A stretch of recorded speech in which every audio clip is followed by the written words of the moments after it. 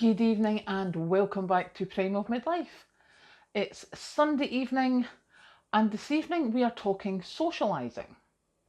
This obviously is due to the fact that I was out and about yesterday and Patrick and I were having a conversation about where do people socialise nowadays. Now, he has been based in London for nearly 40 years before he came back up here, although he was originally Glasgow. And I worked in London for a few years in the 80s, and I remember it being very, very pub orientated. Socialising was done in the pub. You went to the pub after work, you went to the pub at lunchtime, etc., etc. It wasn't so much so up here because I'm in a rural area.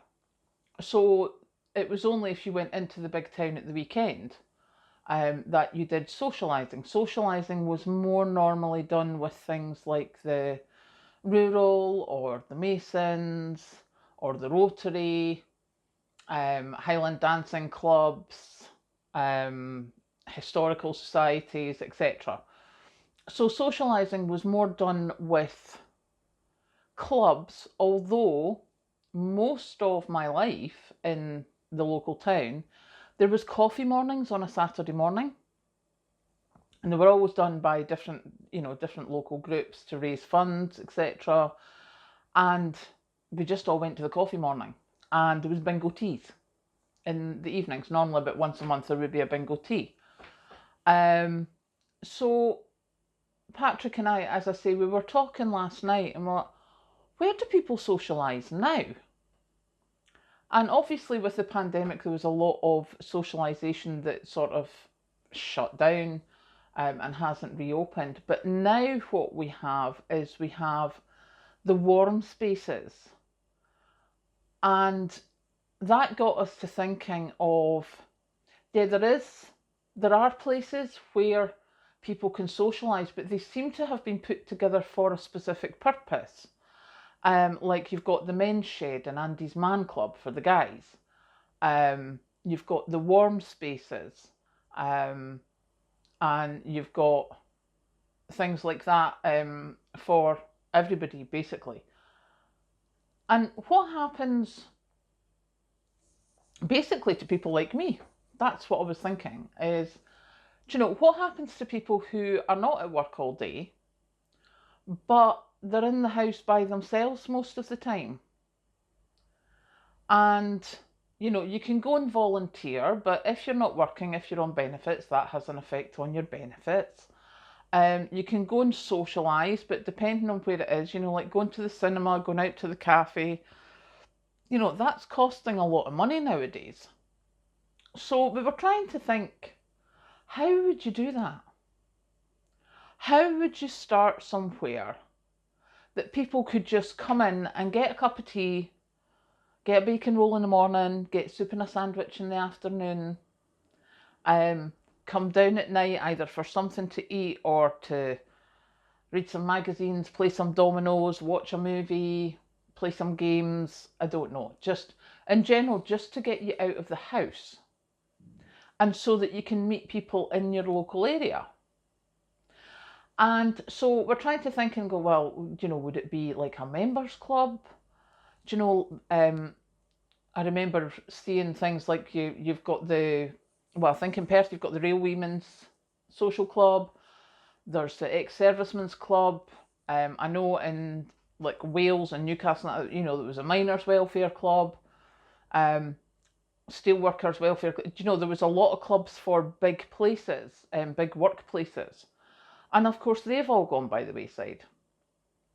But if you start it as a social club, how are you going to pay for it? How are you going to pay to rent the space? How are you going to pay for your bacon rolls in the morning or your electricity bills? So then we're sort of thinking, well, it would need to be a charity because then you could apply for funding. But what funding would you apply for? Because it's not particularly for anything. It's not particularly for mental health or for health and well-being. It's just for socialising, just to give people an outlet, a place to meet people, which I think is sadly lacking nowadays. So yeah, answers in the comments below, please, because we thought it'd be a great idea.